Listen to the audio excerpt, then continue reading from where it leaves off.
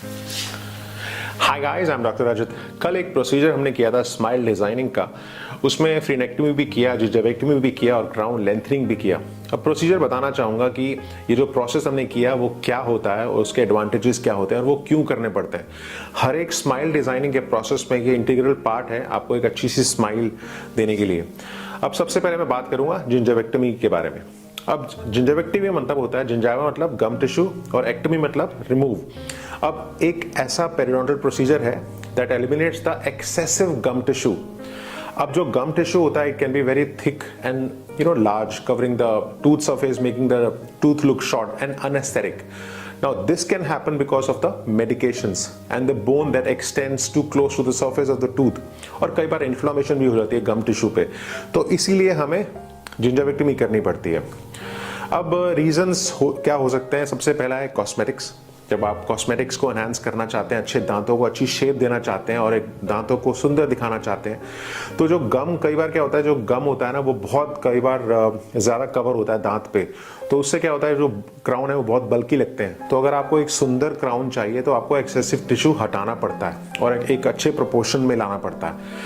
दूसरा है function and aesthetics. Up to remove the gum tissue excessive, that is the gingival overgrowth that has formed as a result of certain drugs, जैसे एंटीसीजर drugs हो गए, या किसी patients ने कभी ऑर्गन ट्रांसप्लांट मेडिकेशंस ली है, या हाई बीपी मेडिकेशंस के साथ आपका जो गम है वो काफ़ी ज़्यादा बड़ा हो गया है, उसी के लिए आपको जिंजवेक्टमी करनी पड़ती है।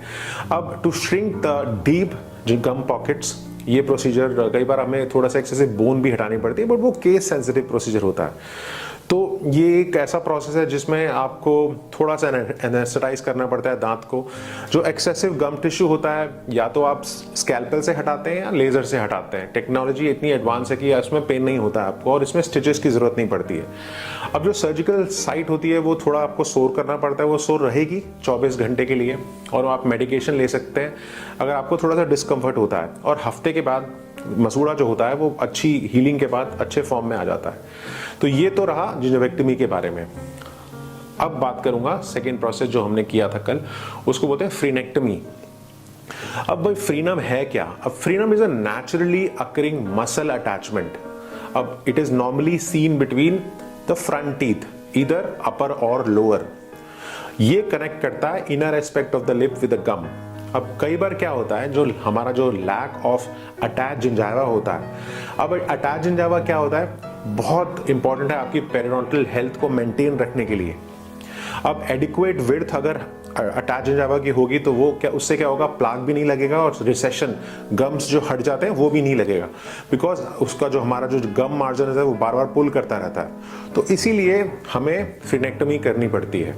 सबसे इंपॉर्टेंट चीज़, अगर आपको लगता है कि जो मसूड़ा है वो ज़्यादा आपका पुल कर रहा है, तो इसीलिए सर्जिकली आपको कई बार गम्स हटाना पड़ता है और कई बार बोन भी हटानी पड़ती है सर्जिकल रिमूवल के लिए। ऑर्थोडोंटिक ट्रीटमेंट जब आप प्लानिंग करते हैं, जब आप शुरू करते हैं, तो जो एबनॉर्मल फ्रीनम होता है ना, विद और विदाउट ग्राफ्ट, वो बहुत अच्छी स्टेबिलिटी और आपकी जो ऑर्थोडोंटिक ट्रीटमेंट के लिए, सक्सेस के लिए हम बहुत करते हैं और बहुत सक्सेसफुल रिजल्ट मिलते हैं। तो एक फ्रीनेक्टमी एक बड़ा इंटीग्रल पार्ट है स्माइल डिजाइनिंग में। अब तीसरा प्रोसेस है क्राउन लेंथनिंग।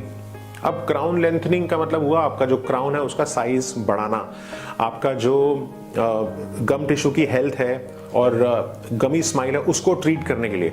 अब गमी स्माइल एक ऐसा इंस्टेंट है जहाँ पे जो दांत होते हैं ना वो एक्सेसिव गम टिश्यू से कवर होते हैं। उससे क्या होगा, आपकी जो स्माइल होगी ना वो लेस एस्थेटिक लगेगी और बहुत बल्कि, बहुत भद्दी लगेगी स्माइल। तो उसके लिए वो बहुत इंटीग्रल पार्ट है, रीशेपिंग करना, रिकॉन्टोरिंग करना गम टिश्यू को, और जो बोन है आसपास उसको, आपका जो गम्स है और दांत को अच्छी प्रोपोर्शनेट स्माइल देने के लिए वो बहुत ज़रूरी होती है। आप सिंगल टूथ में भी कर सकते हैं और मल्टीपल दांतों में भी कर सकते हैं।